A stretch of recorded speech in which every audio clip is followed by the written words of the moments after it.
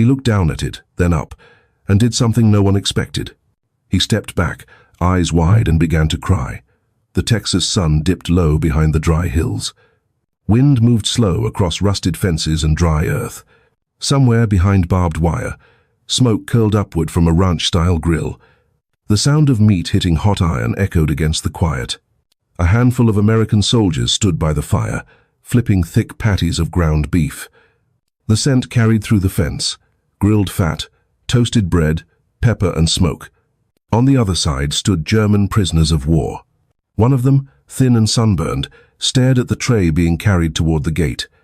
Burgers, real ones, soft buns, sliced tomato, fresh lettuce, melted cheese, a pile of golden fries on the side. He didn't move. He didn't blink. The others whispered behind him in low, sharp German. "It's a trick." No one reached for the food. In Germany, they had eaten boiled turnips, moldy bread, rationed fat. Their families were starving. They had marched and fought for survival. Now, in the middle of Texas, the enemy was offering them meat. Not spoiled, not leftover, cooked hot, seasoned, delivered by hand. Back home, they'd been told Americans were savages. Prison meant hunger, punishment, humiliation. No one said anything about beef grilled over mesquite wood at sunset. One of the guards, just a kid from San Antonio, stepped forward and said with a grin, "Come on, you all earned it." He lifted the tray, passed a burger through the fence. The prisoner looked down at it, then up, and did something no one expected. He stepped back, eyes wide, and began to cry. Because war doesn't always break people with gunfire. Sometimes it breaks them with something too kind, too warm, too impossible to understand: a hamburger. In that moment, the myth cracked. The numbers began to unravel. And for one German people in the Chauve, the smell of cooked beef did more damage than months of Allied bombs. They arrived in boxcars, tired, dirty, and defiant. Captured in North Africa, Sicily or France, stripped of weapons, uniforms faded, boots torn. What they carried instead were ideas. Ideas planted by propaganda, sharpened by fear, and sealed by pride. That Americans were cruel. That surrender meant humiliation. That captivity was a slow death by labor and starvation. In training camps, young soldiers were shown films of so-called American savagery. They were told as it meant. Soldiers beat their prisoners, shot escapees without warning, denied medical care, and let hunger do the rest. Captivity was worse than combat, the instructor said. Better to die fighting. But Texas didn't follow the script. The barbed wire came, yes, the guards with rifles, the roll calls, but the days were not filled with beatings. They were filled with work, farm work, ranch work, clearing brush, harvesting cotton, feeding cattle, the same tasks they'd done back home. And then the food: potatoes, milk, beans, bread, sometimes fruit, sometimes meat, and one day, hamburgers. For many of these men, this was not a luxury. It was a contradiction. How could the enemy feed them better than their own army had? How could the nation they were taught to fear offer them rest, warmth, and enough to eat? 1 P.W. later wrote, "The first time they served us meat, I looked for the trick. I thought it was poisoned." No one could be that generous to a prisoner. The illusion was breaking, slowly, meal by meal, job by job, word by translated word. Some guards taught them English phrases. Some ranchers offered old gloves. There were stories of Texans mailing letters for PWS, even slipping them extra rations when no one was looking. These weren't acts of treason. They were acts of confusion, kindness that unsettled. The hardest part wasn't the fence or the labor or the war stories. It was the silence in the mind when hatred had no place to sit anymore. When the anger ran out and was replaced by a plate of food and someone saying, "Eat." For some, the hamburger wasn't just unexpected. It was unbearable. Because if the enemy could be kind, what had they fought for? By 1943, America faced a problem most nations had never imagined. What do you do with 400,000 enemy soldiers and nowhere to put them? As the Allies advanced across Europe and North Africa, Axis prisoners began arriving by the thousands. Camps in Europe were full. Ships kept sailing west. So, the U.S. turned to its wide-open spaces, and Texas answered. Texas became one of the largest holders of German WS in the United States, with over 78,000 prisoners housed across more than 30 facilities. From Longhorn to Herne, Hereford to Mexia, barbed wire fences sprang up across ranchlands, rail yards, and even fairgrounds. These weren't secret prisons. They were guarded, regulated, and governed by the Geneva Convention. But more than that, they were American. Camp Herne, one of the most notable in Texas, held around 4,800 German POWs at its peak. It became known among prisoners as the Fritz Ritz, a dark joke about how humane conditions were. The camp had organized soccer games, musical performances, mail systems, even art exhibitions. But it wasn't all leisure. The war still needed bodies and German POWs.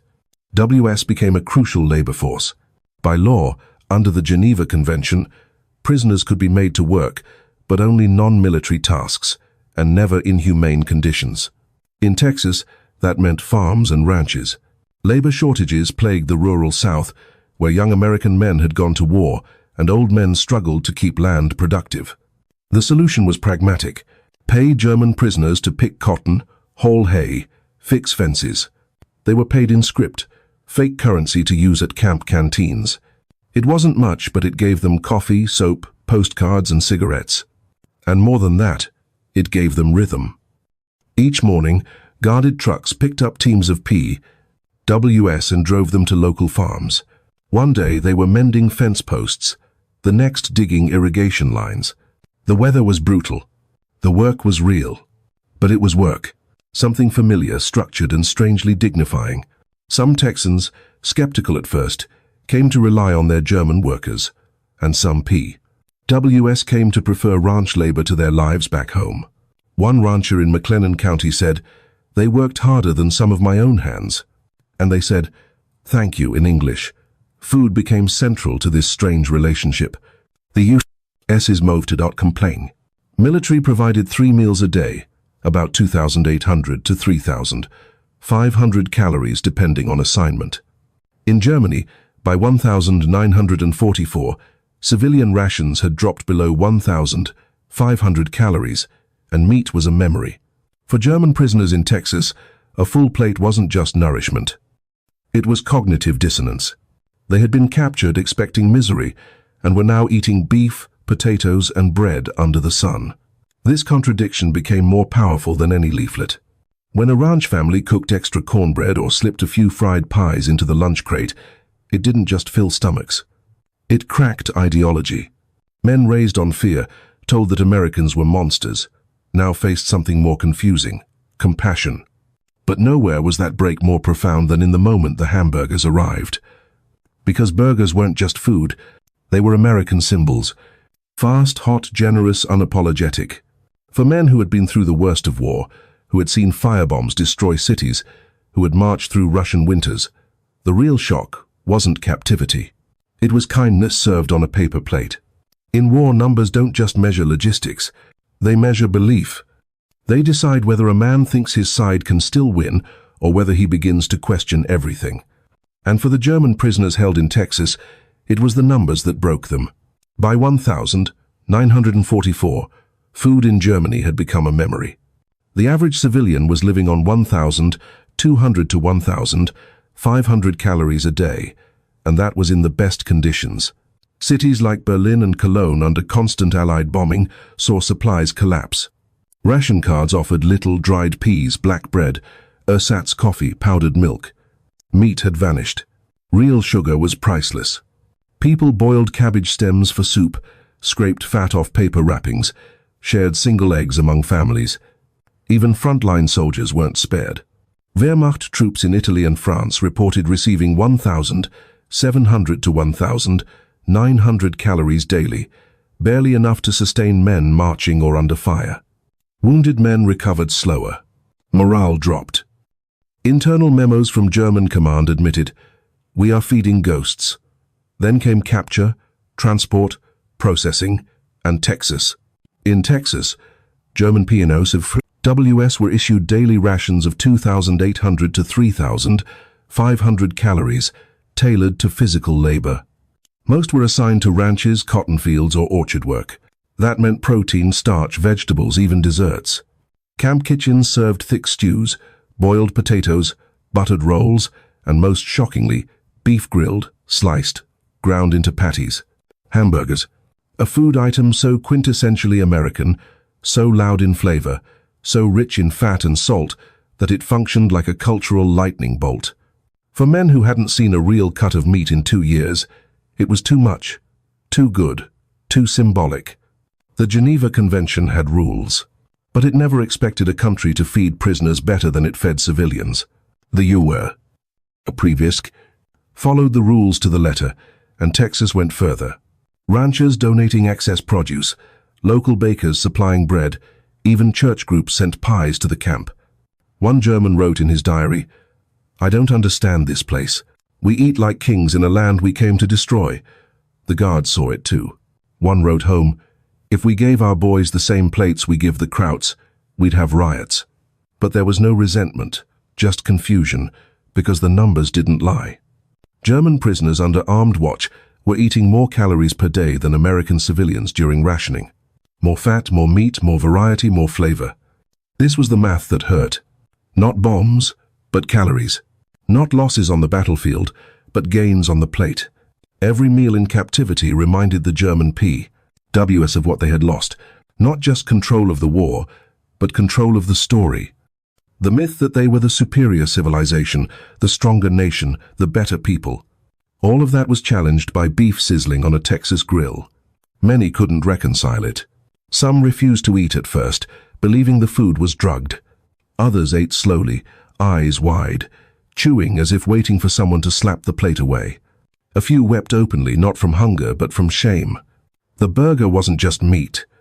It was a message: you are not starving here. You are not less than us. You are not what you were told. One POWs wrote, "I fought for an idea, but the meal made me doubt if I had ever understood what that idea truly meant." The sun was high and dry over the Texas sky, the kind that cracked soil and soaked into skin. It was a Sunday afternoon in late summer, and on a cattle ranch just beyond the wire perimeter of a POW work detail, something unexpected was happening. The rancher, a stocky man in his 50s with sun-worn hands, looked out at the 10 German prisoners who'd been hauling hay for 2 weeks straight. They didn't speak much English, but they worked hard, didn't complain, and had even fixed a broken fence faster than his own hired help. So he decided to do something no one told him to do. He fired up the grill. His wife mixed ground beef with salt, pepper, and a little Worcestershire sauce. His daughter sliced tomatoes, laid out pickles, and tore lettuce into palm-sized pieces. They had loaves of fresh white buns from the town bakery, and enough potatoes to fry up batches in lard. The smell alone could make a man forget where he was. The prisoners saw the smoke first, then the sound, that sharp sizzle of fat on metal, unmistakable. They turned toward it, eyes narrowing, not sure if they were dreaming. Then they saw the rancher wave them over. One of the guards hesitated. "Sir, they're not supposed to eat off property," he said. The rancher, Clayton Miller, just shook his head. "They've earned a damn burger." A long table was set up in the shade of an old oak tree. The prisoners approached slowly, unsure. When the first burger was handed over, thick patty, melted cheese, toasted bun, no one reached for it. It just sat in the man's hands like a relic. He stared at it, then looked up at the rancher, then down again, and then his eyes welled. "I can't," he whispered in German. Another prisoner stepped forward and asked, "Is this real meat?" The rancher smiled. "Son, that's Texas beef. The best you'll ever taste." Eventually, one took a bite, then another. Then the table turned quiet, except for the soft crunch of fried potatoes and the chewing of disbelief. One guard later recalled, "You'd think we handed them gold." But what made it matter wasn't just the taste. It was what it represented. This was not standard rations, not military-issue stew. This was homemade, family-cooked food served hot by civilians in peace. It wasn't about the calories. It was about the contradiction. They had been taught that Americans were uncultured, cruel, racially inferior, spiritually corrupt. And yet here they were being fed like neighbors. One prisoner asked if he could help clean up afterward. Another said he wanted to write a thank you note, though he didn't know how to spell in English. A few asked if this meal meant the war was over. It didn't. Not yet. But something was over. Something that had lived inside their heads. A wall built of lies and slogans and fear began to crack one bite at a time.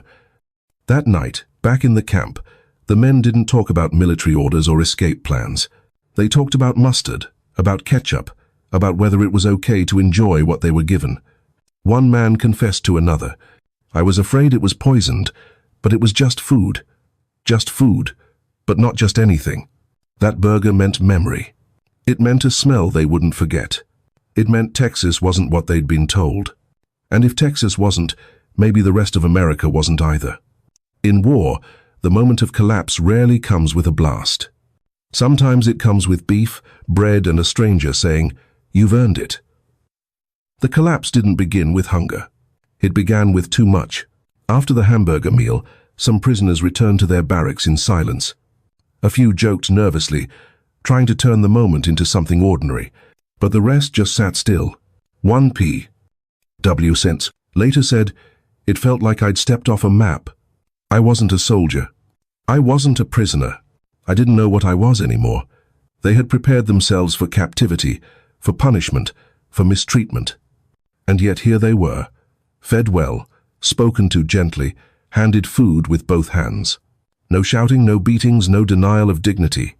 The numbers didn't line up. The story they'd been told was fracturing.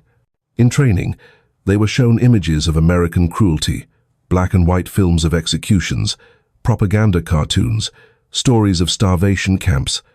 They were told the Americans were weak but heartless, primitive yet dangerous. A German soldier captured by the enemy was expected to suffer. That suffering would confirm his loyalty and the brutality of the other side. But Texas didn't cooperate. One soldier recounted how after eating the hamburger, he couldn't sleep for 2 nights, not because of fear, but because of doubt. He had dreamed of Berlin, of family, of fighting for something righteous. But now, thousands of miles from that mission, a rancher had handed him a plate of food and smiled. The enemy had become human, and that was the problem. The math had changed. Before it was simple, us versus them. Now it was us and them, and maybe not so different after all. Even the guards felt it. They watched the prisoners shift. Eyes became quieter, posture softened. One wrote in a letter, "They seem more tired after a good meal than after a workday, like their brains are working harder than their hands." Some POWs tried to reject the idea outright. "It's manipulation," they said. "They're softening us up." But others weren't so sure. "If it's a trap," one whispered, "why does it feel like home?" One of the military chaplains who visited the camp noted a sharp increase in POWs requesting time to pray alone. He said they weren't praying for freedom, they were praying for clarity. The psychological collapse wasn't about physical survival, it was about narrative survival. And that's harder to measure, but more devastating when it fails. The hamburger was never just beef and bread. It was proof that their enemy could be merciful. That captivity could offer dignity. That hate could be met with something terrifyingly close to grace. One diary line found decades later, scribbled in pencil, read, "We thought surrender meant death, but the burger made me question what we truly lost." The man's name was Clayton Miller, and his land stretched 37 acres beyond the tree line outside Mexia, Texas. He had grown up under sun, barbed wire, and church bells.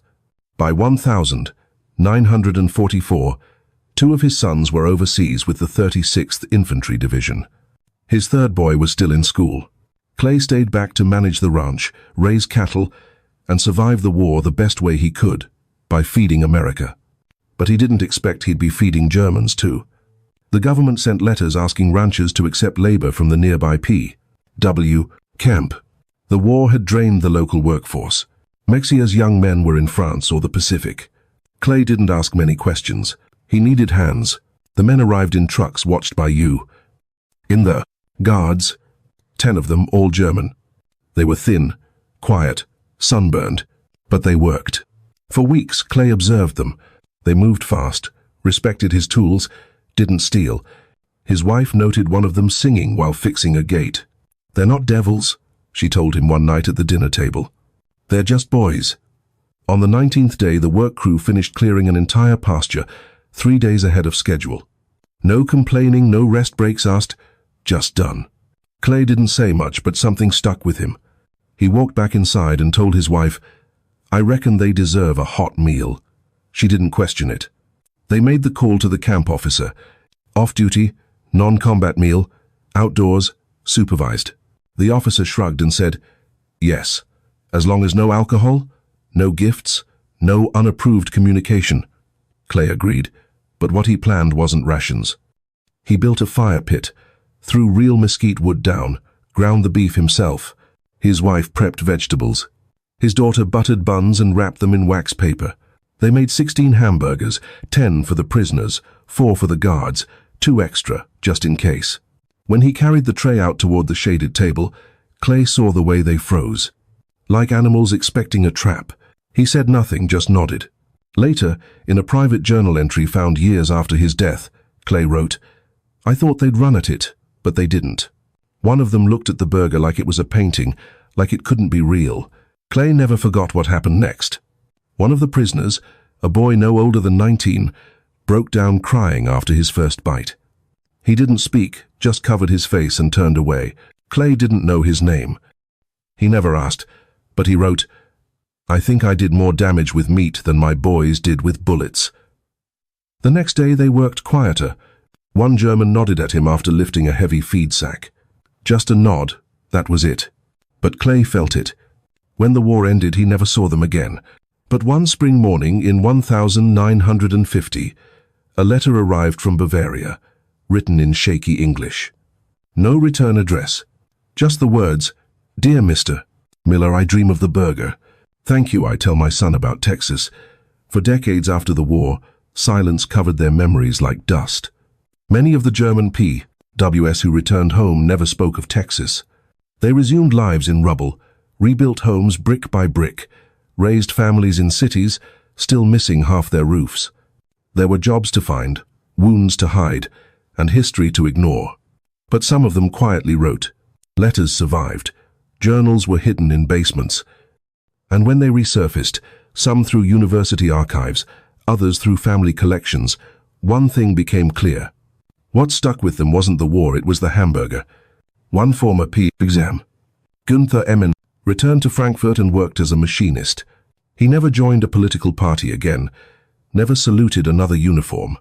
But in his drawer, folded carefully inside an envelope labeled Texas, was a small menu from the POWs Camp Mess Hall. On it in pencil, he had circled beef patty. Underneath he had written, "The day I stopped believing." Another Eric T. later became a teacher. He told his daughter the story when she was 10. It was hot. They gave us food. Real food. I didn't know what to feel. I thought the war would end with guns, but for me it ended with beef. Not all letters were proud. Some expressed shame. "How do I explain," one man wrote, "that I ate better in captivity than my mother did in Berlin?" Their families didn't always believe them. One POW returned home and spoke of grilled meat, Coca-Cola, and a rancher who said, "God bless you," without irony. His father slapped him and called him a liar. No American gives steak to the enemy. But it had happened. At least one man returned to Texas 30 years after the war. He found the ranch, or what was left of it. He asked about the Miller family. They had moved. The land was different now. He didn't speak to anyone, just walked to the edge of the old field, looked out, and stood silently. Before he left, he buried a tin box in the dirt. Inside were a photo of his wife, a German coin, and a note that read, "I remember your kindness more than any battle." In the 1,980 seconds, the University of Texas collected over 120 personal accounts from former POWs. Most mentioned camp names.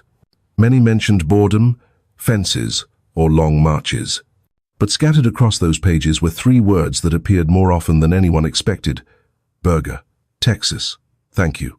One American researcher said, "We thought we'd be documenting military history, but what we found was emotional history, and most of it started with a plate of food." The military never designed the hamburger to be a psychological weapon. There were no memos, no plans, no orders. It just happened. A culture of abundance collided with a generation raised on scarcity, and the impact left scars deeper than barbed wire. One final note, written in 1946, but never mailed, was addressed to the cook. It read, "I don't know your name. I don't know your politics, but I saw your hands shake when you passed me the plate. Maybe you didn't want to. Maybe you did. Either way, that meal stayed with me longer than any uniform." They had been trained to resist interrogation, escape captivity, and hate the enemy. But nothing in their manuals prepared them for mercy, and in the end, it wasn't pain that broke them. It was kindness. What broke them wasn't the wire or the rifles or the months of labor under Texas sun. It was the hamburger, a single plate of beef, bread, and kindness, passed across a cultural and ideological void. No commands, no speeches, just food, warm, unthreatening, and deeply American. For the German POWs, who had grown up with myths about Allied cruelty, that burger wasn't nourishment. It was a revelation. They had been taught that Americans were violent, selfish, morally inferior, that surrender would mean starvation, humiliation, perhaps death. But the truth came sizzling off a Texas grill. No one warned them that the most effective weapon against hate might be a plate of food. It wasn't planned. No military intelligence report ever suggested that hamburgers could end indoctrination. No field manual described mercy as a tool of psychological warfare. But it worked. The hamburger was more than meat. It was proof. Proof that the enemy could be fair. That the world wasn't as simple as they had believed. That maybe, just maybe, the side with more food had more than just calories. It had something to say about how a society should treat its prisoners. Food is never just food. It's memory, its identity, its narrative. And the German POWs, stripped of their uniforms, their ideology, and their illusions, still had to eat. They could resist orders. They could resist ideas, but they couldn't resist hunger, or the human emotion that comes when someone feeds you without asking for anything in return. Some of them cried. Others ate in silence. Some rationed their burgers as if they might never see one again. A few tried to give theirs away, unable to process that this was a gift, a real one. No trap, no trick, just a moment where war paused and dignity stepped in. The numbers make it clear. Over 78,000 German POWs were housed in Texas during the war. They were fed between 2,800 and 3,500 calories per day. Many of them ate better in captivity than their families did back home. That disparity alone reshaped minds. But the burger, hot, symbolic, uniquely American, struck deepest. One man later wrote, "In that moment, I felt like a boy again. Not a soldier, not a prisoner, just a human being offered something kind. The math of destruction ends where the math of grace begins. Not every victory is won by force. Some are won with fat, fire, and bread. That burger didn't win the war, but it won a few minds, and that sometimes is all it takes." A hamburger flipped the script. For one afternoon on a Texas ranch, war paused, not by treaty or surrender, but by a meal. A German soldier, raised on hate, took a bite from a plate handed to him by a man he thought was his enemy. No speech, no uniform, just food, fire, and silence. That burger wasn't a weapon, but it broke something deeper than armor. Because when the enemy feeds you like family, you begin to question what the war was ever really about. This story wasn't about victory through force. It was about collapse through contradiction, the kind that comes slowly in salt and smoke until everything you believe no longer fits. If this story made you stop and think, support the project, subscribe, like, and share this video so others can see that sometimes history isn't just written in blood. It's written in small moments over meals between people who should have stayed enemies, but didn't. We're building a library of untold World War II stories, true, cinematic, and grounded in what really happened. The math of destruction is real, but so is the math of unexpected grace. Leave a comment below. What would you have done if you were handed that burger? Would you eat it? Or would you step back and wonder why the war you fought suddenly tasted like home? This is the kind of history that stays quiet in the textbooks, but it stays loud in the memory.